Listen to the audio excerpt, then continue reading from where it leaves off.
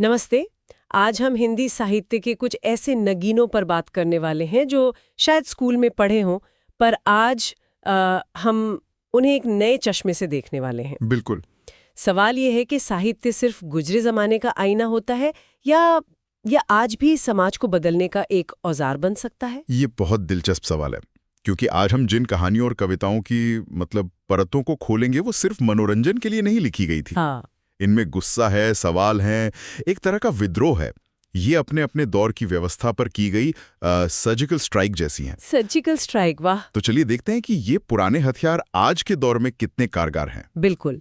शुरुआत करते हैं उस शैली से जो सिस्टम पर सबसे सीधी चोट करती है, व्यंग्य। और पहला नाम है मुंशी प्रेमचंद का, नमक का दारोगा के साथ।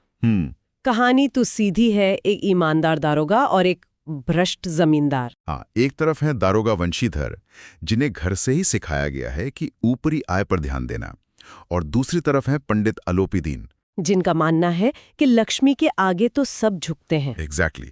और टकराव तब होता है जब वंशीधर अलोपीदीन के नमक की तस्करी के काफिले को पकड़ लेते हैं। अलोपीदीन 40,000 रुपए तक की रिश्वत की पेशकश करते हैं। 40,000? उस जमाने में तो ये तो बहुत बड़ी रकम होगी ना? बहुत बड़ी। लेकिन वंशीधर नहीं मानते, वो अलोपीदीन को गिरफ्तार कर लेते हैं। यहाँ तक तो लगता है कि एक आदर्शवादी कहानी है, ईमानदारी की जीत। बिल्कुल। लेकिन प्रेमचंद यथार्थवादी थे। वो जानते थे कि असल दुनिया कैसे चलती है।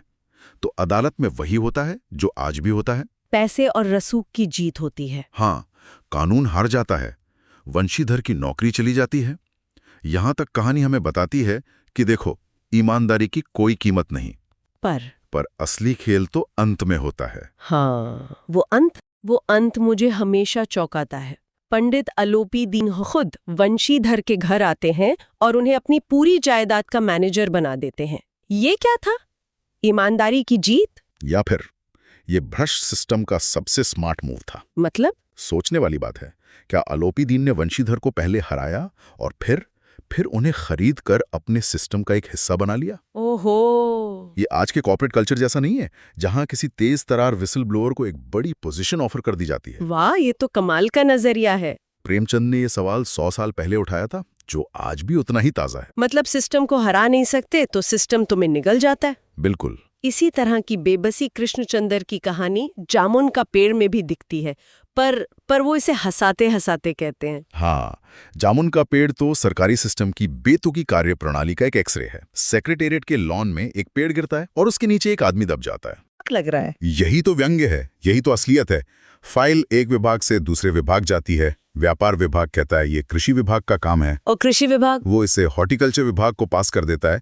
और बात तब हद से गुजर जाती है जब पता चलता है कि दबा हुआ आदमी शायर है, तो फाइल कल्चरल विभाग पहुंच जाती है। कल्चरल विभाग वो पेड़ कैसे काटेंगे? वो पेड़ नहीं काटते, वो उस शायर को साहित्य अकादमी का सदस्य बना देते हैं, वजीफा मंजूर कर देते हैं, पर उसे बचाते नहीं। क्या? और जब तक प्रधानमंत्री विदेश से लौटकर पेड़ काटने का आदेश देते हैं, तब तक आदमी मर चुका होता है। हाँ, ये कहानी दिखाती है कि कैसे नियम, प्रक्रिया और ये लाल पीताशाही इंसान की जान से बड़ी हो जाती है। ये सिर्फ एक कहानी नहीं, हर उस आम इंसान का अनुभव है जो कभी किसी सरकारी दफ्तर में फंसा हो। बिल्कुल। सरकारी सिस्टम से आगे बढ़कर अगर राजनीतिक सिस्टम पे व्यंग्य की बात करें तो बाल मुकुंद गुप्त का विदाई संभाषण याद आता है। ये तो सीधे सीधे वाइसरॉय लॉर्ड कर्जन पर हमला है। हाँ, और ये तब लिखा गया जब प्रेस पर कड़ी पाबंदियां थीं। ये शिवशंभू के चिट्ठे का एक अंश है, जिसे एक काल्पनिक विदाई भाषण की तरह लिखा गया है।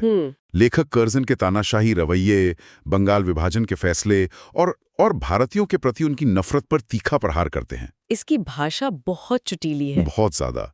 सबसे धारदार पंक्ति तो वो है जहां लेखक कहते हैं, जैसे कसाई के जाने पर बकरी रोती है, वैसे ही हम भी आपके विदा होने पर आंसू बहा रहे हैं। ओहो। अंग्रेजी शासक की तुलना कसाई से और भारतीय जनता की बकरी से, ये लिखने के लिए उस दौर में बहुत हिम्मत चाहिए थी। सच में ये दिखाता है कि साहित्य कैसे दमन के खिलाफ एक हथियार बन सकता है। बिल्कुल। प्रेमचंद और कृष्णचंद्र ने तो पूरे सिस्टम पर चोट की, लेकिन कृष्णा सोबती हमें दिखाती हैं कि कैसे एक अकेला इंसान भी अपने हुनर से उस सिस्टम के बाहर अपनी एक अलग दुनिया बना सकता है। मिलते हैं मियां नसीरुद्दीन से। क्या बात है। मियां नसीरुद्दीन वो सिर्फ नानबाई नहीं है, वो एक कलाकार हैं, एक परंपरा के वाहक हैं। हाँ। लेखिका जब उनसे मिलती हैं तो वो अपने आप को खानदानी ननबाई कहते हैं। उन्हें 56 तरह की रोटियां बनाने का हुनर विरासत में मिला है। उनका एक दर्शन भी है कि हुनर तालीम से नहीं, अनुभव से आता है। किताबी ज्ञान को वो कुछ नहीं समझते। बिल्कुल। और ये सिर्फ रोटी बनाने की बात नहीं है। मियां नसीरुद्दीन उस पूरी परंपरा के प्रतीक हैं जहां ज्ञान गुरु से शिष्य तक सीधे अनुभव से पहुंचता है, किताबों से नहीं। सही बात है। आज की इस डिग्री और सर्टिफिकेट वाली दुनिया में उनका ये आत्मविश्वास एक तरह का विद्रोह है। बिल्कुल। वो कहते हैं काम करने से आता है, नसीहतों से नहीं। और वो किस्सा भी तो सुनाते हैं कि उनके पूर्वजों ने बादशाह के लिए ऐसी चीज बनाई थी जो न आग से पके न पानी से बने। ये क्या था? मतलब सच में ऐसी कोई चीज थी? शायद। हाँ? शायद नहीं, कह नहीं सकते, लेकिन ये बात उनके हुनर को एक रहस्यमयी ऊंचाई देती है। ये दिखाता है कि पारंपरिक ज्ञान सिर्फ एक प्रक्रिया नहीं है, उसके साथ किस्से, कहानियां और एक पूरा कल्चर जुड़ा होता है जिसे आज हम शायद खोते जा रहे हैं। हुनर की बात चली है तो शेखर जोशी की कहानी गलता लोहा का जिक्र करना ही होगा। ये कहानी तो हुनर के जरिए समाज की सबसे बड़ी दीवार यानी जाति को पिघला देती है। बहुत खूबसूरती से कही गई कहानी है। दो दोस्त हैं, मोहन होनहार ब्राह्मण लड़का जिससे पूरे गांव को उम्मीदें हैं, और धनराम लोहार का बेटा जो पढ़ाई में कमजोर है। बचपन से ही मास्टर जी धनराम के दिमाग में भर देते हैं, तेरे दिमाग में तो लोहा भरा है। ये तो सीधी सीधी जातिगत टिप्पणी है। मतलब लोहार का बेटा सिर्फ लोहे का काम ही कर सकता है। यही समाज की सोच थी। लेकिन कहानी का क्लाइमैक्स, वो इस सोच को तोड़ देता है। मोहन जो शहर से पढ़कर मतलब कोई बड़ा अफसर नहीं बन पाता, एक दिन धनराम की भट्टी पर बैठा होता है। और धनराम लोहे की एक मोटी छड़ को सही से मोड़ नहीं पा रहा होता है। हाँ। और तब मोहन उठता है, हथौड़ा उठाता है और बड़ी आसानी से उस गर्म लोहे को बिल्कुल सही गोलाकार दे देता है। एक ब्राह्मण लड़के का लोहार का काम करना। उस एक पल में सब कुछ बदल जाता है। मोहन की आंखों में कोई जाति का घमंड नहीं, बल्कि एक काम को कुशलता से करने की चमक थी। और धनराम, वो हैरान था। तो उस भट्टी की आंच में सिर्फ लोहा नहीं गल रहा था, सदियों पुरानी जाति व्यवस्था की दीवारें पिघल रही थी। हुनर ने जाति को मात दे दी। वाह! हुनर के इस कमाल से अब चलते हैं कला को बनाने की प्रक्रिया पर। सत्यजीत राय का संस्मरण अप्पू के साथ 2.5 साल। ये कहानी है सत्यजीत राय की अमर फिल्म पत्थर पांचाली के बनने की। और इसके पीछे जो मेहनत और जुगाड़ की दास्तां है, वो फिल्म से कम दिलचस्प नहीं है। 2.5 साल लगे थे फिल्म बनाने में। हाँ, क्योंकि पैसे नहीं थे। राय साहब विज्ञापन कंपनी में काम करते थे, जब पैसे जमा होते तब शूटिंग करते थे। लेकिन मुश्किलें सिर्फ पैसे की नहीं थी। मुझे सबसे ज्यादा हैरान उन छोटी छोटी दिक्कतों ने किया जिनका सामना उन्हें करना पड़ा। कौन सी दिक्कत आपको सबसे ज्यादा चौंकाती है? वो भोलो नाम के कुत्ते वाली बात। हाँ। कि एक सीन में जो कुत्ता था वो मर गया। हाँ। और फिर उन्हें बाकी सीन शूट करने के लिए 6 महीने तक गांव में वैसा ही दिखने वाला दूसरा कुत्ता ढूंढना पड़ा। ये तो कमाल का सब्र है। और वो काशफूलों वाला सीन। हाँ, ट्रेन वाला मशहूर सीन। वो आधा शूट हुआ और पैसे खत्म हो गए। जब वो लोग कुछ महीनों बाद लौटे तो सारे काशफूल जानवर चढ़ चुके थे। ओहो! सीन को पूरा करने के लिए उन्हें अगले साल शरद ऋतु का यानी पूरे 1 साल का इंतजार करना पड़ा। 1 साल? सिर्फ एक सीन के लिए? 1 साल। जब मैंने पहली बार ये पढ़ा तो मैं हैरान रह गया था।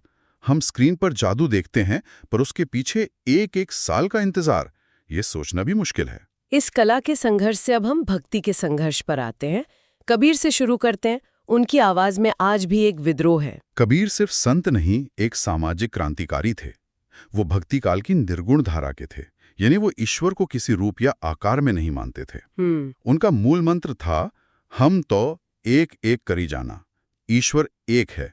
भले हिंदू से राम कहें और मुसलमान रहीम, जो उसे 2 मानते हैं, वो असल में सच को नहीं जानते। वो कुम्हार का उदाहरण देते हैं ना? हाँ, और वो कितना सटीक है। एक ही खाक गड़े सब भांडे, एक ही कोहरा साना। जैसे एक ही मिट्टी से कुम्हार अलग अलग तरह के बर्तन बनाता है, वैसे ही एक ही ईश्वर ने हम सबको बनाया है। सही बात है। उन्होंने हर तरह के धार्मिक आडंबर, पाखंड और भेदभाव पर इतनी जोरदार चोट की कि हजारी प्रसाद द्विवेदी ने उन्हें वाणी का डिक्टेटर कहा। वाणी का डिक्टेटर? मतलब वो भाषा से वो काम लेते थे जो वो चाहते थे, किसी की परवाह किए बिना। कबीर के इस निर्गुण निराकार ईश्वर से एकदम अलग है मीरा के सगुण कृष्ण।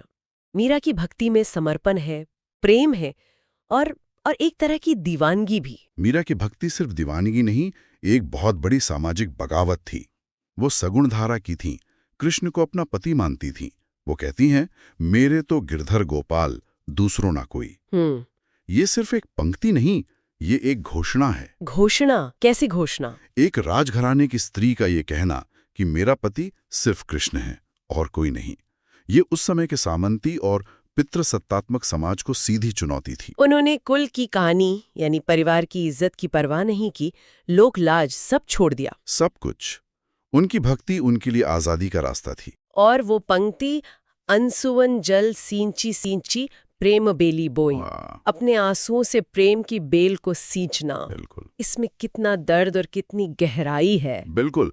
ये पंक्ति उनके पूरे संघर्ष को बयां करती है। ये प्रेम उन्हें आसानी से नहीं मिला।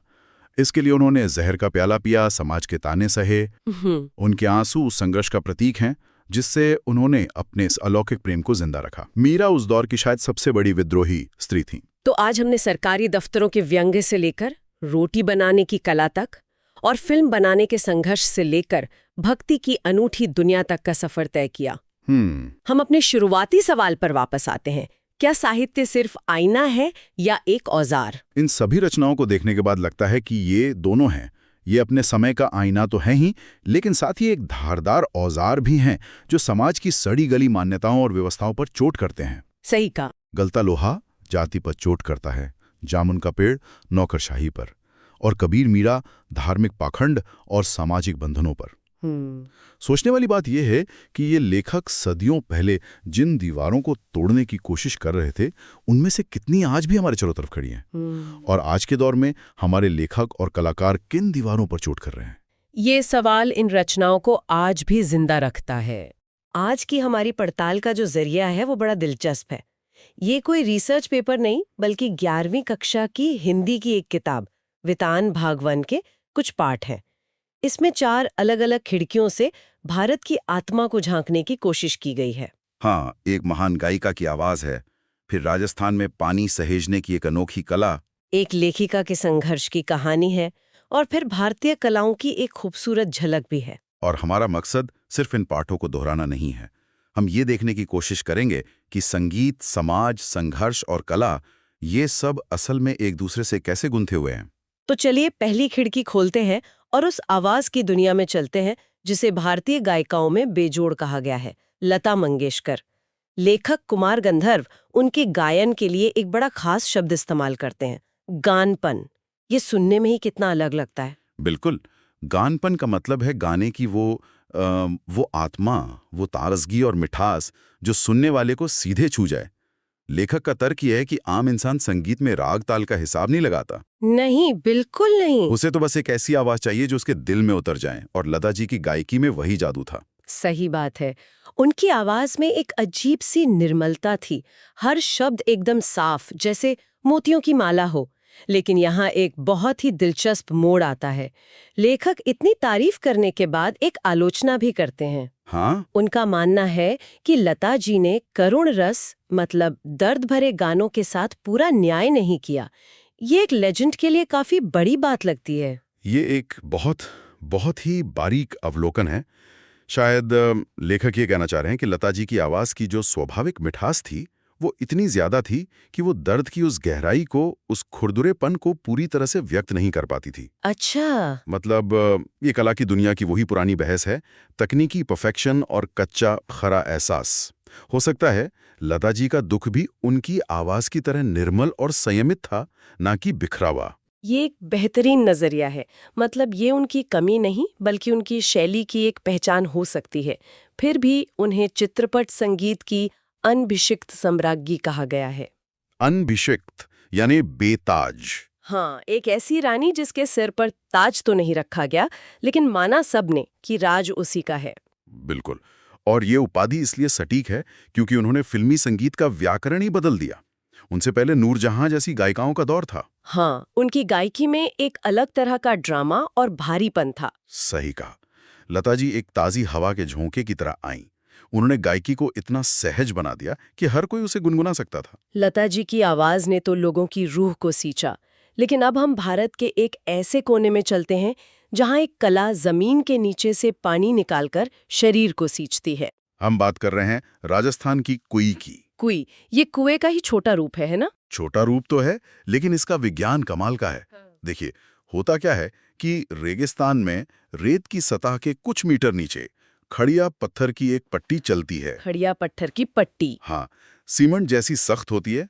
ये पट्टी ऊपर से आए बारिश के पानी को नीचे खारे भूजल में मिलने से रोक लेती है। तो ये तो एक तरह की, क्या कहेंगे, एक नेचुरल वाटरप्रूफ लेयर जैसी हो गई। बिल्कुल, आपने सही शब्द पकड़ा, एक नेचुरल वाटरप्रूफ लेयर।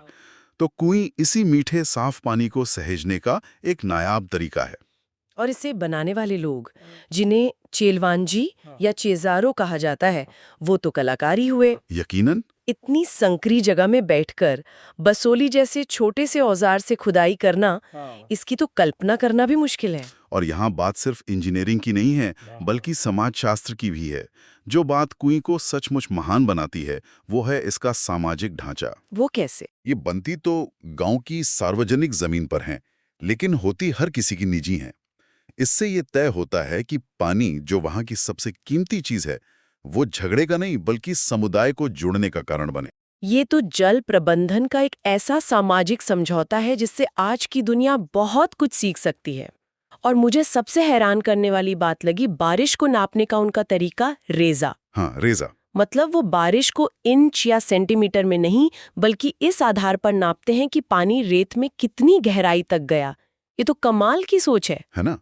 इसका मतलब है कि उनके लिए बारिश का महत्व इस बात पर निर्भर करता है कि धरती उसे कितना सोख पाती है, ना कि इस बात पर कि आसमान से कितना पानी गिरा। वाकई, एक समुदाय की इस कला से अब चलते हैं एक व्यक्ति के संघर्ष और उसकी कला की ओर। एक ऐसी कहानी जो अंधेरे से उजाले की तरफ सफर करती है। बेबी हलदार की आत्मकथा, आलो अंधारी। अंधेरे का उजाला। ये कहानी सिर्फ एक आत्मकथा नहीं है, ये इस बात का जीता जागता सबूत है कि प्रतिभा हर जगह है, लेकिन अवसर हर जगह नहीं है। जम्मू कश्मीर में जन्म, 13 साल की उम्र में 2 गुनी उम्र के आदमी से शादी और 7वीं कक्षा में पढ़ाई छूट गई। फिर घरेलू हिंसा, पति का घर छोड़ना और अपने 3 बच्चों का पेट पालने के लिए घरेलू सहायिका का काम करना। ये एक अकेली माँ के उस संघर्ष की कहानी है जो हमारे आसपास रोज घटती है। उनकी जिंदगी में उम्मीद की किरण तब आई जब वो अपने एक मालिक से मिली जिन्हें वो प्यार से ताकतुश बुलाती थी। और ताकतुश ने उन्हें सिर्फ एक कर्मचारी की तरह नहीं देखा, उन्होंने उनके अंदर छिपे एक इंसान को देखा। बिल्कुल। पर ताकतुश को ये पता कैसे चला कि बेबी के अंदर एक लेखिका छिपी है? उन्होंने बस ये देखा कि काम से फुर्सत मिलते ही बेबी किताबें उठा लेती है। बस इतनी सी बात। और इसी बात पर उन्होंने बेबी को और किताबें दी और एक दिन कहा, तुम भी लिखो, अपनी कहानी लिखो। ये बहुत बड़ी बात है। सोचिए, एक समाज जहां घरेलू काम करने वालों को अदृश्य मान लिया जाता है, वहां एक व्यक्ति कह रहा है कि तुम्हारी कहानी भी कहे जाने लायक है। लेकिन ये सफर आसान नहीं था। जब उन्होंने अकेले रहना शुरू किया तो लोगों ने ताने दिए, यहाँ तक कि उनका घर भी तोड़ दिया गया। उस मुश्किल घड़ी में भी तातुश ने ही उनका साथ दिया, उन्हें अपने घर में पनाह दी। और फिर वो दिन आया जब उनकी लिखी कहानी एक पत्रिका में आलो अंधारी बेबी हलदार शीर्षक से छपी। जरा उस पल की कल्पना कीजिए, जिंदगी भर जिसे किसी ने नहीं पहचाना, आज उसका नाम छपा हुआ है। हमें बस एक पल रुककर उस लम्हे को महसूस करना चाहिए। वो दौड़कर तातुश के पैर छूती हैं। उस एक पल में वो सिर्फ एक घरेलू सहायिका से लेखिका नहीं बनी। उस पल में वो समाज के लिए दृश्य बन गई, विजिबल हो गई। सही कहा। उनकी कहानी हमें सिखाती है कि सम्मान और प्रोत्साहन की एक छोटी सी खुराक किसी की जिंदगी की दिशा बदल सकती है। एक व्यक्ति की इस कला से अब भारतीय कला के विशाल कैनवस की तरफ बढ़ते हैं। और इन सभी कलाओं के बारे में जो सबसे जरूरी बात किताब बताती है, वो ये है कि इनकी जड़ें लोक में हैं, आम इंसान में। अच्छा। बाद में राजा महाराजाओं के दरबार में जाकर ये नियम कानून में बन गईं और शास्त्रीय कहलाईं, लेकिन इनकी आत्मा आज भी लोक कलाओं में ही बसती है। इसकी शुरुआत चित्रकला से करते हैं। ये तो भाषा से भी पुरानी कलाएं हैं ना? हाँ, मध्य प्रदेश की भीमबेटका गुफाओं में हजारों साल पुराने शैल चित्र मिलते हैं। अद्भुत है कि हमारे पूर्वज जब उनके पास लिपि नहीं थी, तब वो चित्रों से अपनी कहानी कह रहे थे। और ये परंपरा आज भी जिंदा है। किताब में 2 तरह की चित्रकला का जिक्र है, स्थायी और अस्थायी। स्थायी मतलब जो कपड़ों या कागज पर बनती हैं, जैसे फुलकारी या वर्ली? हाँ, और अस्थायी कला तो हमारे जीवन का हिस्सा है। दिवाली पर रंगोली, पूजा के लिए अल्पना, ये बनाई जाती हैं और फिर मिट जाती हैं। इसमें एक दर्शन भी है कि हर चीज स्थायी नहीं होती। बिल्कुल। अब संगीत पर आते हैं। भारत में संगीत का इतिहास वैदिक काल तक जाता है। उस समय 2 धाराएं थी, मार्गी संगीत और देसी संगीत। मार्गी मतलब जो धार्मिक था, नियमों से बंधा हुआ। सही, जिसे मोक्ष का साधन माना जाता था। और देसी संगीत लोक का था, लोगों के मनोरंजन के लिए, जो नियमों से ज्यादा भावनाओं पर चलता था। तो क्या हम ये कह सकते हैं कि आज का शास्त्रीय संगीत मार्गी परंपरा का हिस्सा है और फिल्मी या पॉप संगीत देसी परंपरा का? ये एक बेहतरीन कनेक्शन है। ये तनाव हजारों साल से भारतीय संगीत के केंद्र में रहा है, नियम और स्वतंत्रता के बीच। और भारतीय संगीत की एक और खासियत है, इसका समय से जुड़ा हो। हर पहर का अपना राग है। हाँ, सुबह के लिए भैरव तो बरसात के लिए मेघमल्हार। ये संगीत को सिर्फ मनोरंजन नहीं, बल्कि ब्रह्मांड की लय का हिस्सा बना देता है। और आखिर में आते हैं नृत्य कला पर। पंजाब का गिद्दा और गुजरात का गरबा जैसे लोक नृत्य तो सामुदायिक उल्लास के प्रतीक हैं। लेकिन शास्त्रीय नृत्य जैसे भरतनाट्यम या कथकली तो एक अलग ही स्तर पर है। और जो चीज भारतीय शास्त्रीय नृत्य को दुनिया में अद्वितीय बनाती है वो है भाव अभिव्यक्ति। यहाँ शरीर से ज्यादा चेहरे का काम है। अच्छा। एक कुशल नर्तक सिर्फ अपनी आंखों, भौं और होठों की हरकत से ही नवरस यानी प्रेम, क्रोध, करुणा, भय जैसे सारे भाव दिखा सकता है। ये सिर्फ डांस नहीं, ये तो बिना शब्दों की कविता है, एक मूक अभिनय। तो आज हमने लता जी की आवाज के गानपन से लेकर राजस्थान की कुई के जीवनदायी जल तक, बेबी हालदार के संघर्ष की स्याही से लेकर भारतीय कलाओं के अनगिनत रंगों तक का सफर तय किया। और इन सभी कहानियों में एक धागा समान है, जीवन, समुदाय और अभिव्यक्ति के साथ एक गहरा अटूट रिश्ता। ये एक ऐसी संस्कृति की झलक है जो जीने के संघर्ष में कला ढूंढ लेती है, अपनी पीड़ा को आवाज दे देती है और अपनी लोक परंपराओं में ही विज्ञान और शास्त्र के सूत्र खोज लेती है। अंत में एक विचार छोड़ जाते हैं। इन पाठों में कहा गया है कि भारतीय कलाओं में वसुधैव कुटुंबकम यानी पूरी दुनिया एक परिवार है की भावना छिपी है। हाँ। तो सोचने वाली बात यह है कि आज की इस तेज रफ्तार, डिजिटल और अक्सर बटी हुई दुनिया में कला और संस्कृति के ये पारंपरिक रूप हमें एक दूसरे से और अपनी जड़ों से वापस जोड़ने में कैसे मदद कर सकते हैं। आज हम 2 ऐसी दुनियाओं में उतरेंगे जो एक दूसरे से बिल्कुल अलग हैं, लेकिन दोनों की बुनियाद रचनात्मकता पर टिकी है। एक तरफ हैं कैनवस के जादूगर मकबूल फिदा हुसैन, मतलब जिन्होंने रंगों से अपनी अलग ही कायनात बना दी। और दूसरी तरफ है शब्दों के सम्राट शरत चंद्र चट्टोपाध्याय, जिन्होंने अपनी कलम से समाज का, आप कह सकती हैं, एक्सरे कर दिया। सही कहा। और हमारे पास जो स्रोत हैं वो भी उतने ही दिलचस्प है। एक तो है खुद हुसैन की लिखी आत्मकथा हुसैन की कहानी अपनी जबानी का एक हिस्सा। अच्छा। और दूसरी है विष्णु प्रभाकर की लिखी शरत चंद्र की जीवनी आवारा मसीहा। तो आज हम इन दोनों के जरिए ये समझने की कोशिश करेंगे कि एक कलाकार का बचपन असल में होता कैसा है। हाँ, मतलब वो कौन सी चिंगारी होती है जो किसी को कलाकार बनाती है? क्या ये जुनून पैदाइशी होता है या फिर जिंदगी के थपेड़े उसे तराशते हैं? बिल्कुल, और यही आज हमारी पड़ताल का मिशन है। हम देखेंगे कि कैसे इन 2 महान कलाकारों के शुरुआती जीवन को उनके परिवार, उनके अंदर की आग और उनकी बगावत ने शक्ल दी। एक को तो अपने पिता से ऐसा साथ मिला जिसकी कोई कल्पना भी नहीं कर सकता, और दूसरे को कदम कदम पर हालात से लड़ना पड़ा। तो चलिए इस सफर में गोता लगाते हैं और देखते हैं कि इन 2 जिंदगियों की कहानी हमें क्या सिखाती है। शुरुआत करते हैं उस पहली झलक से, जब दुनिया को पहली बार पता चला कि ये बच्चे कुछ खास हैं। हाँ, हुसैन के मामले में तो ये पहचान बहुत जल्दी और बहुत साफ तरीके से हो गई थी। स्कूल में ही, है ना? हाँ, उनके बड़ौदा के बोर्डिंग स्कूल का एक किस्सा है। उनके ड्राइंग मास्टर थे मोहम्मद अतहर। उन्होंने ब्लैक बोर्ड पर एक चिड़िया का चित्र बनाया। क्लास के बाकी बच्चे कोशिश कर रहे थे, लेकिन छोटे से मकबूल ने अपनी स्लेट पर जो चिड़िया बनाई वो हूबहू, एकदम परफेक्ट, हाँ, हूबहू ब्लैक बोर्ड वाली चिड़िया की नकल थी। और उन्हें इसके लिए 10 में से 10 नंबर मिले। ये सुनने में छोटी सी बात लग सकती है, लेकिन सोचिए एक बच्चे के लिए ये कितना बड़ा वैलिडेशन रहा होगा। बिल्कुल, एक औपचारिक जगह जैसे स्कूल में एक टीचर उनकी कला पर मोहर लगा रहा है। सही कहा, ये उनकी प्रतिभा की पहली आधिकारिक पहचान थी। और ये सिलसिला रुका नहीं।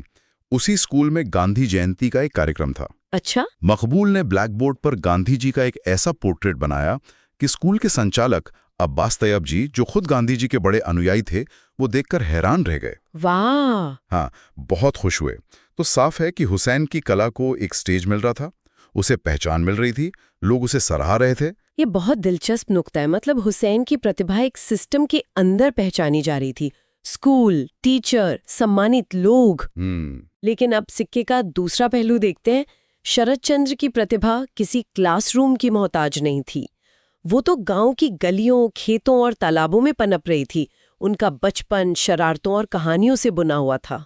आवारा मसीहा में इसका जिक्र है कि उनमें गप मारने की, मतलब कहानियां गढ़कर सुनाने की एक अद्भुत कला थी। वो किस्से ऐसे सुनाते थे कि सुनने वाले मंत्रमुग्ध हो जाते थे, और 15 साल की उम्र तक तो वो इस कला में उस्ताद हो चुके थे। और उनकी कल्पना सिर्फ कहानियों तक ही सीमित नहीं थी, वो असल दुनिया को भी अपनी कल्पना से बदल देते थे। हाँ, मिसाल के तौर पर उनके नाना के घर में एक पुराना खंडहर जैसा घर था, जिसे लोग डर के मारे भूत खाना कहते थे। अच्छा, भूत खाना? शरद चंद्र ने क्या किया?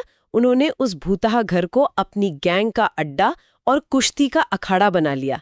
जहां दुनिया को डर दिखता था, वहां उन्हें रोमांच और खेल का मैदान नजर आया। कमाल है। एक लेखक के लिए इससे बड़ी काबिलियत क्या हो सकती है? मतलब एक तरफ हुसैन हैं जिनकी कला को स्कूल की दीवारों के अंदर पहचान मिल रही थी, और दूसरी तरफ शरद चंद्र जिनकी कहानियां और कल्पना गांव की गलियों में आकार ले रही थी। लेकिन शायद जो असली और सबसे बड़ा फर्क था, वो घर के माहौल ने पैदा किया। बहुत बड़ा फर्क। और इन दोनों की कहानियों में पिता की भूमिका केंद्रीय है, लेकिन बिल्कुल विपरीत तरीकों से। हुसैन के पिता का वो किस्सा तो मतलब मुझे हमेशा हैरान करता है, जब हुसैन ने अपनी स्कूल की किताबें बेच दी थीं। वो फिल्म का पोस्टर देखकर। हाँ, वही हुआ। ये था कि उन्होंने कोल्हापुर में शांताराम की फिल्म सिंहगढ़ का एक पोस्टर देखा। उस पोस्टर पर एक मराठा योद्धा था जिसके हाथ में तलवार और ढाल थी। वो सीन मकबूल के जहन में बस गया। और वो उसकी ऑयल पेंटिंग बनाना चाहते थे। बिल्कुल, पर एक स्कूल के बच्चे के पास ऑयल पेंट खरीदने के पैसे कहाँ से होंगे? तो उन्होंने वही किया जो एक जुनूनी कलाकार करता है, अपनी इतिहास और भूगोल की किताबें बेच दी। हाँ, रंग खरीदने के लिए। अब सोचिए किसी भी आम घर में क्या होता। उनके चाचा ने पिता से शिकायत भी कर दी। लेकिन जब उनके पिता ने घर आकर वो पेंटिंग देखी तो उनका रिएक्शन बिल्कुल अनपेक्षित था। वो नाराज नहीं हुए, उन्होंने डांटा नहीं, उन्होंने मकबूल को गले से लगा लिया। हाँ, उस एक पल ने शायद मकबूल के भविष्य की दिशा तय कर दी होगी। वो एक निर्णायक मोड़ था। ये सिर्फ एक पिता का प्यार नहीं था, ये एक बेटे के जुनून की स्वीकृति थी। सही कहा। उस जमाने में जहां कला को अक्सर एक असली काम नहीं माना जाता था, एक पिता का अपने बेटे के जुनून के लिए ये सिर्फ समर्थन नहीं था, ये एक तरह का सर्टिफिकेट था कि तुम्हारा रास्ता सही है। और ये समर्थन सिर्फ एक घटना तक सीमित नहीं रहा है ना? नहीं, बिल्कुल नहीं। बाद में जब इंदौर में उनकी मुलाकात मशहूर चित्रकार NS बेंद्रे से हुई, तो बेंद्रे ने हुसैन की कला को पहचाना और उनके पिता को सलाह दी। और उस सलाह पर हुसैन के पिता ने जो किया वो आज भी मिसाल है। उन्होंने बंबई की विंसर न्यूटन कंपनी को खत लिखकर ऑयल ट्यूब्स और कैनवस का ऑर्डर दे दिया, और जब वो सामान घर आया तो उन्होंने मकबूल से कहा, बेटा जाओ और जिंदगी को रंगों से भर दो। वाह, हैं? जिंदगी को रंगों से भर दो, ये तो किसी भी कलाकार के लिए सबसे बड़े आशीर्वाद जैसा है। बिल्कुल, इस तरह का साथ मिलना तो एक सपने जैसा है। इसने मुझे सोचने पर मजबूर कर दिया है। शरद चंद्र को घर से कैसा माहौल मिला? क्या उनके पिता भी ऐसे ही थे? बिल्कुल नहीं, उनकी कहानी 180 डिग्री अलग है। शरद चंद्र के पिता मोतीलाल एक बेहद प्रतिभाशाली लेकिन अस्थिर स्वभाव के व्यक्ति थे। स्वप्नद्रष्टा थे। हाँ, स्वप्नद्रष्टा थे, कहानियां लिखते थे, लेकिन दुनियादारी में उनका मन कभी नहीं लगा। वो किसी एक नौकरी में टिक ही नहीं पाते थे, जिसका सीधा असर परिवार की आर्थिक हालत पर पड़ता होगा। बहुत बुरा असर पड़ा। परिवार की आर्थिक स्थिति हमेशा डांवाडोल रही। घर के गहने बिक गए, मकान गिरवी रखना पड़ा। ओह, दिल तोड़ने वाली बात है। एक तरफ एक पिता अपने बेटे के लिए बंबई से महंगे रंग मंगवा रहा है, और दूसरी तरफ एक प्रतिभाशाली बच्चा सिर्फ इसलिए स्कूल नहीं जा पा रहा क्योंकि घर में पैसे नहीं है। कितना जमीन आसमान का फर्क है। बिल्कुल, लेकिन शायद इन्हीं हालात ने शरद चंद्र को वो अनुभव दिए जो कोई स्कूल नहीं दे सकता था। सही कहा। उन्होंने गरीबी, लाचारी और सामाजिक अन्याय को बहुत करीब से देखा। उन्होंने अभाव को ही अपनी कला का कच्चा माल बना लिया। जो दर्द उन्होंने जिया, वही बाद में उनके किरदारों की आवाज बना। तो ये हालात ही थे जिन्होंने दोनों के अंदर की आग को और भड़काया। दोनों ने एक तरह से बगावत की, लेकिन उनके विद्रोह का तरीका भी उनकी कला की तरह ही अलग था। हुसैन का जुनून एक शांत विद्रोह जैसा था, जो सिर्फ उनके काम पर केंद्रित था। हाँ, उनका विद्रोह बहुत निजी और फोकस्ड था, जैसे उन्हें उनके चाचा की दुकान पर बिठाया जाता था कि कुछ बिजनेस सीख लेंगे। लेकिन उनका मन हिसाब किताब में कहाँ लगने वाला था? नहीं, वो तो दुकान पर बैठे बैठे बस बाहर आते जाते लोगों के स्केच बनाते रहते थे। ये कमाल की बात है। मतलब जहां दुनिया उन्हें बिजनेस सिखाना चाह रही थी, वो वहीं बैठे बैठे अपनी आर्ट गैलरी तैयार कर रहे थे। हाँ, बिल्कुल। स्रोत में एक खास जिक्र है कि एक महिला थी जो कपड़े धोने का साबुन खरीदने आती थी। मकबूल ने उसके सबसे ज्यादा स्केच बनाए। वो आम चेहरों में अपनी कला ढूंढ रहे थे। सही कहा। लेकिन शरद चंद्र का विद्रोह वो निजी नहीं था, वो सामाजिक था। वो किसी एक चीज के खिलाफ नहीं था, वो पूरी व्यवस्था के खिलाफ एक तरह का गुस्सा था। स्कूल छोड़ने के बाद तो वो पूरी तरह से आवारा हो गए। हाँ, दिन रात दोस्तों के साथ घूमना, लोगों के बाग से फल तोड़ना, दूसरों के तालाब से मछलियां पकड़ना। पहली नजर में ये सब बुरी आदतें लग सकती हैं। हाँ, और जीवनीकार विष्णु प्रभाकर ने भी इस पर रोशनी डाली है। वो लिखते हैं कि शरद चंद्र ये सब करते थे, लेकिन वो चोर नहीं थे। बिल्कुल। प्रभाकर साफ करती हैं कि वो ये सब अक्सर गांव के गरीब और जरूरतमंद लोगों की मदद करने के लिए करते थे। अच्छा। अगर किसी बीमार के घर में खाने को नहीं है तो उसके लिए मछली पकड़ लाए, किसी बच्चे को फल खाने का मन है तो किसी अमीर के बाग से तोड़ लाए। लेखक ने तो उनकी तुलना रॉबिन हुड से की है। वाह। और यहीं इसी आवारागर्दी में उन्होंने समाज के उस तबके को देखा जिसे कोई नहीं देखता था। उन्होंने गरीबों और असहायों पर होने वाले जुल्म को अपनी आंखों से देखा। और यही अनुभव बाद में उनके कालजयी उपन्यासों का आधार बने। चरित्रहीन और शुभदा जैसी रचनाएं इसी लंबी दर्द भरी यात्रा की उपज हैं। बिल्कुल। उनका विद्रोह समाज की सच्चाइयों को कागज पर उतारने का एक माध्यम बन गया। तो एक का विद्रोह कैनवस पर रंग भर रहा था, है तो कभी किताबों से। इन दोनों के मामले में ये प्रेरणा कहाँ से आई? हुसैन के लिए तो ये प्रेरणा एक बहुत ही खास मुलाकात से आई। इंदौर के सराफा बाजार में वो एक लैंडस्केप बना रहे थे जब उनकी मुलाकात उस दौर के एक बहुत बड़े और स्थापित कलाकार एनएस बेंद्रे से हुई। और ये कोई छोटी मोटी मुलाकात नहीं थी। बेंद्रे ने न सिर्फ उनके काम को देखा बल्कि उनके तकनीक की तारीफ भी की। और बात यहीं खत्म नहीं हुई, वो हुसैन के पिता से मिलने उनके घर भी गए। अब आप सोचिए, जब एक इतना बड़ा आर्टिस्ट घर आकर आपके बेटे की तारीफ करे तो एक पिता का विश्वास कितना बढ़ गया होगा। बिल्कुल, ये एक तरह का प्रोफेशनल सर्टिफिकेट था कि उनका बेटा सही रास्ते पर है और उसमें वाकई दम है। हाँ, तो हुसैन को एक मेंटोर जैसा कोई मिला जिसने उनके सफर को गति दी। और शरद चंद्र, क्या उनके जीवन में भी ऐसा कोई बेंद्रे मोमेंट आया? नहीं, शरद चंद्र के मामले में प्रेरणाएं इंसानी नहीं, साहित्यिक थीं। उनके मेंटोर इंसान नहीं, किताबें थीं। अच्छा। उन्होंने अपने इलाके की लाइब्रेरी की लगभग सारी किताबें पढ़ डाली थीं। वो शब्दों की दुनिया में जीते थे। कोई खास किताब जिसका उन पर गहरा असर पड़ा हो? हाँ, एक किताब थी जिसने उनकी दुनिया बदल दी, और वो थी गुरुदेव रविंद्रनाथ टैगोर की आंख की किरकिरी। आंख की किरकिरी। उस नॉवेल को पढ़ना उनके लिए एक युगांतरकारी अनुभव था। उस किताब ने जैसे उन्हें हिला कर रख दिया और दिखाया कि लेखन में कितनी गहराई हो सकती है। और लोगों में? उनकी दूसरी प्रेरणा उनके दोस्त थे। राजू नाम का एक असाधारण लड़का था जिसे संगीत और अभिनय से गहरा लगाव था। कला के प्रति इन दोनों का जुनून इन्हें आपस में जोड़ता था। तो आप देख सकती हैं, शरद चंद्र का सफर ज्यादा आत्मनिर्मित था, जिसे किताबों और दोस्ती ने सींचा, न कि किसी स्थापित हस्ती के मार्गदर्शन ने। बिल्कुल। तो कुल मिलाकर हमने दो महान कलाकारों के बचपन की दो बिल्कुल अलग-अलग कहानियां देखी।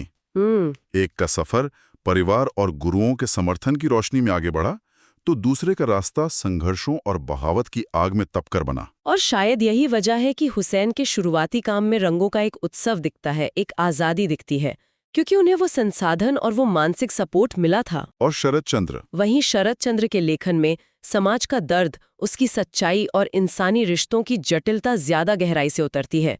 उनकी कला उनके हालात की सीधी पैदाइश थी। क्या हम ऐसा कह सकते हैं कि एक को अपने पिता से रंग मिले तो दूसरे ने अपने आंसुओं को ही स्याही बना लिया? ये कहने का एक बहुत ही खूबसूरत तरीका है।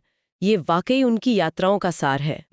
एक ने कैनवास पर जिंदगी उकेरी, दूसरे ने पन्नों पर, लेकिन दोनों ने ही अपने अपने तरीके से सच को बयान करने की कोशिश की। यहाँ पर एक आखिरी सवाल मेरे मन में आता है जो इन स्रोतों से परे सोचने पर मजबूर करता है। हम जानते हैं कि बाद की जिंदगी में हुसैन को अपने कुछ चित्रों को लेकर विवादों का सामना करना पड़ा। हाँ, खासकर भारतीय देवी देवताओं के चित्रण को लेकर बड़े विवादों का सामना करना पड़ा, इतना कि आखिर में उन्हें देश छोड़ना पड़ा। और दूसरी तरफ शरद चंद्र ने हमेशा समाज के नियमों, पाखंड और अन्याय के खिलाफ लिखा, कई बार बहुत क्रांतिकारी बातें कहीं, लेकिन उनका लेखन समाज सुधार का एक जरिया माना गया और उन्हें बेनतिया सम्मान मिला। हाँ। तो यहाँ ये सवाल उठता, और ये हमारे सुनने वालों के लिए एक विचार है, क्या किसी कलाकार का शुरुआती जीवन, मतलब उसे मिला बेपनाह सहयोग या उसका कड़ा संघर्ष, क्या ये तय करता है कि भविष्य में समाज के साथ उसका रिश्ता कैसा होगा? हाँ, क्या जिसे शुरू से समर्थन मिलता है वो नियमों को तोड़ने में ज्यादा साहसी हो जाता है, और जिसे संघर्ष मिलता है वो समाज की नब्ज को इतनी बेहतर समझता है कि वो उसकी आलोचना भी एक हद में रहकर करता है। इसका कोई सीधा जवाब नहीं है, लेकिन इन दोनों की कहानियां हमें इस सवाल पर सोचने के लिए जरूर छोड़ जाती हैं।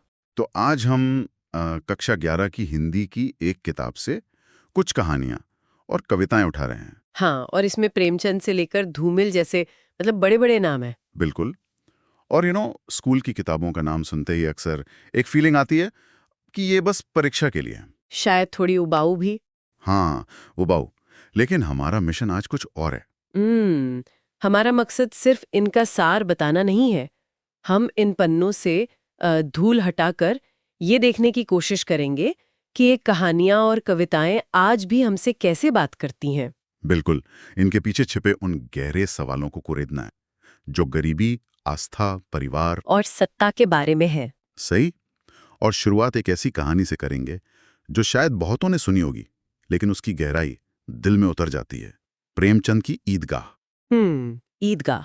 एक छोटा बच्चा हामिद जो अपनी उम्र से कहीं ज्यादा बड़ी और दिल दुखाने वाली समझदारी दिखाता है। ईदगाह की दुनिया बहुत सादी है।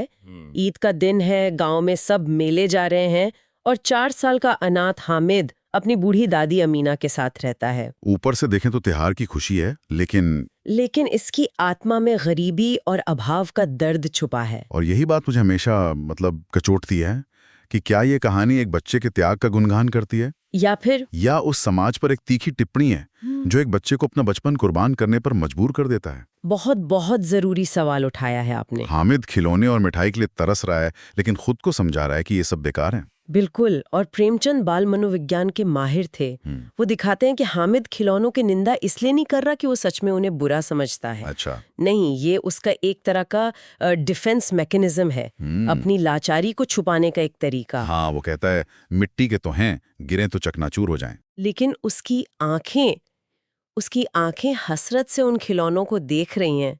ये एक बच्चे के मन का बहुत ही मार्मिक द्वंद्व है। और उसके दोस्त महमूद, मोहसिन, नूरे सब अपनी छोटी छोटी खुशियां खरीद रहे हैं। कोई सिपाही ले रहा है, कोई भिश्ती, कोई वकील।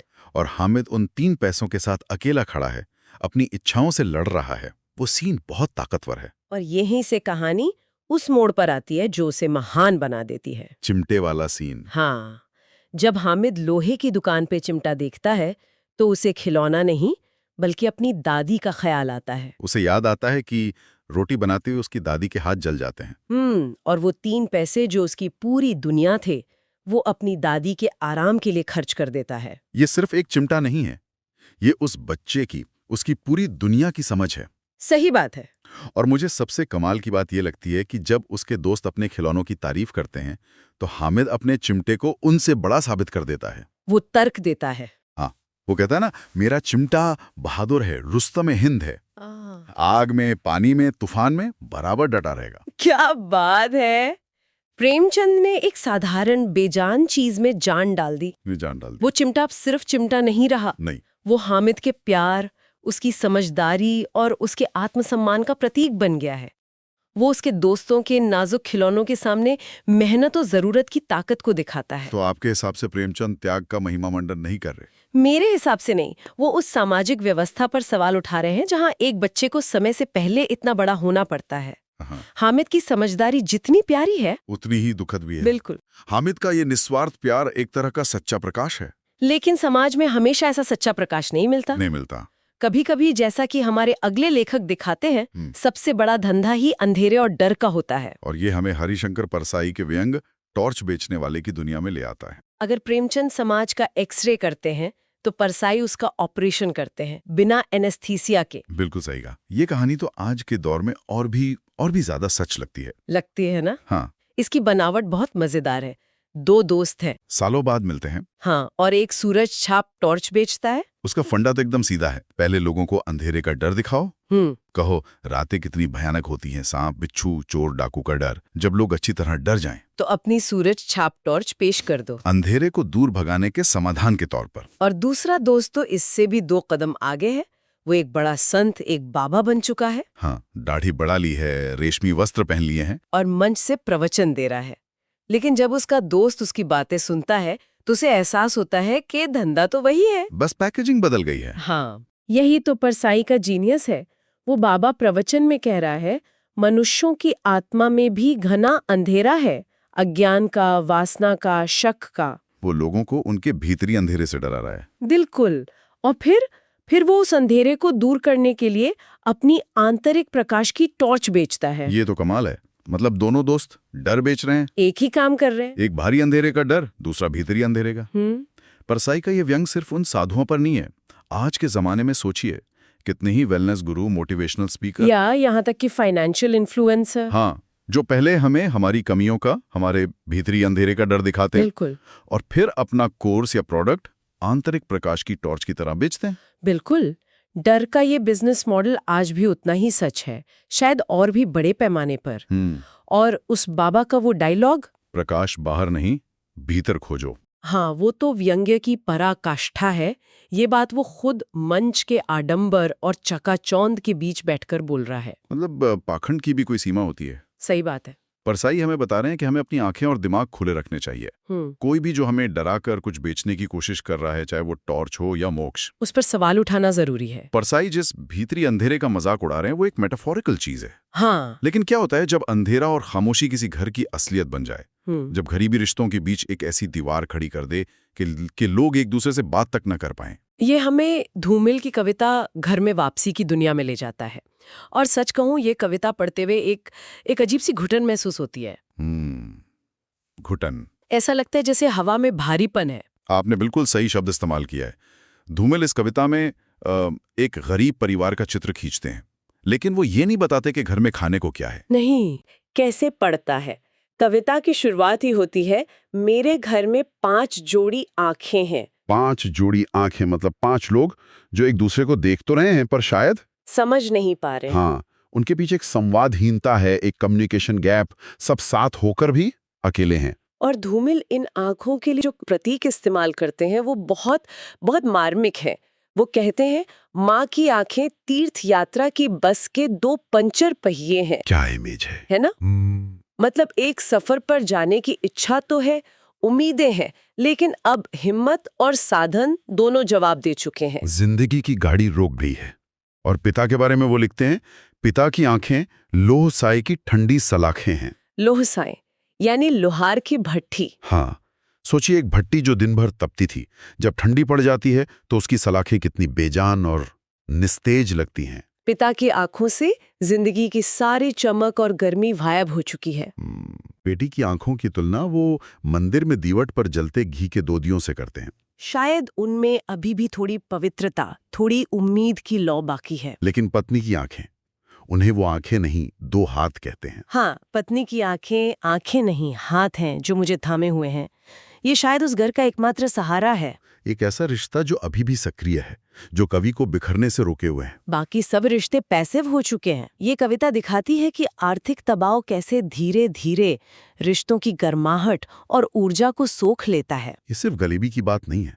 आज के दौर में भी बड़े बड़े शहरों में, बड़े बड़े घरों में लोग साथ रहते हुए भी एक दूसरे से कटे हुए हैं। सही बात है। शायद हमारे बीच की दीवारें अब गरीबी की नहीं बल्कि मोबाइल फोन और व्यस्तता की हैं, पर वो खामोशी, वो अकेलापन उतना ही सच है। बिल्कुल। धूमिल के घर में लोग खामोश हैं क्योंकि वो अपनी परिस्थितियों के आगे लाचार हैं। लेकिन क्या होता है जब खामोशी लाचारी नहीं बल्कि एक नियम बन जाए? मतलब जब सत्ता आपसे आपकी आवाज छीन ले और चुप रहने को ही शांति का नाम दे दिया जाए। ये सवाल हमें श्रीकांत वर्मा की बहुत ही शक्तिशाली कविता हस्तक्षेप तक ले जाता है। ये कविता मगध के बारे में है, लेकिन ये मगध इतिहास का वो साम्राज्य नहीं है। नहीं, सही कहा। यहाँ मगध एक प्रतीक है, एक ऐसी शासन व्यवस्था का जो क्रूर है, निरंकुश है, एक टिरैनिकल स्टेट। कविता में एक अजीब सा तनाव है। कहा जाता है कि मगध में व्यवस्था बनाए रखने के लिए शांति जरूरी है। लेकिन ये कैसी शांति है? वही तो, कविता कहती है मगध को बनाए रखना है तो मगध में शांति रहनी ही चाहिए। और इस शांति का मतलब है कोई सवाल नहीं करेगा, कोई विरोध नहीं करेगा, यहाँ तक कि कोई छीकेगा भी नहीं, कोई चीखता तक नहीं किसी भी तरह। ये तो एक मुर्दा घर की शांति लगती है। बिल्कुल, ये डर और दमन से पैदा हुई शांति है। और इसी थोपी हुई शांति पर कवि सबसे बड़ा और झकझोर देने वाला सवाल दागता है। और वो सवाल रोंगटे खड़े कर देता है। वो पूछता है कि जिस समाज में एक मुर्दा भी ये सवाल पूछकर व्यवस्था में हस्तक्षेप कर सकता है कि मनुष्य क्यों मरता है, वहां एक जिंदा जागता इंसान चुप क्यों है? मतलब अस्तित्व का सबसे बुनियादी सवाल अगर एक निर्जीव शरीर पूछ सकता है, तो हम जिंदा लोग अपने आसपास हो रहे अन्याय को चुपचाप कैसे देख रहे हैं? हम हस्तक्षेप क्यों नहीं करते? और यही कविता का शीर्षक हस्तक्षेप सार्थक हो जाता है। हस्तक्षेप यानी इंटरवेंशन। वर्मा कह रहे हैं कि किसी भी व्यवस्था को, किसी भी सत्ता को निरंकुश होने से बचाने के लिए जनता का हस्तक्षेप जरूरी है, सवाल पूछना जरूरी है। ये कविता हमें नागरिक होने की जिम्मेदारी याद दिलाती है। बिल्कुल। आज के संदर्भ में देखें तो ये बात और भी गहरी लगती है। हम अक्सर सोचते हैं कि कोई और बोल देगा या मेरे एक के बोलने से क्या होगा। और इसी चुप्पी का फायदा उठाकर व्यवस्थाएं और ज्यादा ताकतवर और बेलगाम होती जाती हैं। ये कविता उस चुप्पी को तोड़ने का एक आह्वान है। ये हमें बताती है कि लोकतंत्र में एक नागरिक की चुप्पी सबसे खतरनाक चीज है। सवाल पूछना, आवाज उठाना, हस्तक्षेप करना, ये सिर्फ हमारा हक नहीं, हमारी जिम्मेदारी है। तो आज हमने 4 अलग अलग दुनियाओं की यात्रा की। प्रेमचंद की ईदगाह में हमने एक बच्चे के निस्वार्थ प्रेम को देखा, उसकी त्याग की मार्मिक कहानी देखी। फिर हरिशंकर परसाई के टॉर्च बेचने वाले में हमने देखा कि कैसे डर और पाखंड का बाजार आज भी गर्म है। उसके बाद हम धूमिल की कविता घर में वापसी की खामोश दुनिया में गए, जहां गरीबी रिश्तों पर भारी पड़ जाती है। और अंत में श्रीकांत वर्मा की हस्तक्षेप ने हमें याद दिलाया कि निरंकुश सत्ता के सामने चुप्पी एक विकल्प नहीं है और सवाल पूछना कितना जरूरी है। ये सभी रचनाएं एक स्कूल की पाठ्यपुस्तक से हैं, लेकिन ये सिर्फ पाठ नहीं है, ये समाज के वो आईने हैं जो 50 साल बाद भी उतने ही साफ और सच्चे हैं। हाँ, ये हमें दिखाते हैं कि साहित्य कैसे हमें इंसानी भावनाओं और सामाजिक सच्चाइयों को गहराई से समझने में मदद करता है। और इसी बात पर हम अपने श्रोताओं के लिए एक विचार छोड़कर जाना चाहते हैं। ये रचनाएं दशकों पुरानी है, फिर भी ऐसा लगता है कि कल ही लिखी गई हों। तो सोचने वाली बात यह है कि जब अगली बार अपने सोशल मीडिया फीड पर किसी आधुनिक टॉर्च बेचने वाले को देखें या किसी पारिवारिक महफिल में धूमिल की कविता वाली खामोशी महसूस करें, तो क्या साहित्य के ये औजार आपको उस स्थिति को सिर्फ देखने में नहीं, बल्कि उसे बेहतर ढंग से समझने में मदद कर सकते हैं? और सबसे जरूरी सवाल, हमारी अपनी जिंदगी में वो कौन सा मगध है जहां एक छोटे से हस्तक्षेप की सख्त जरूरत है?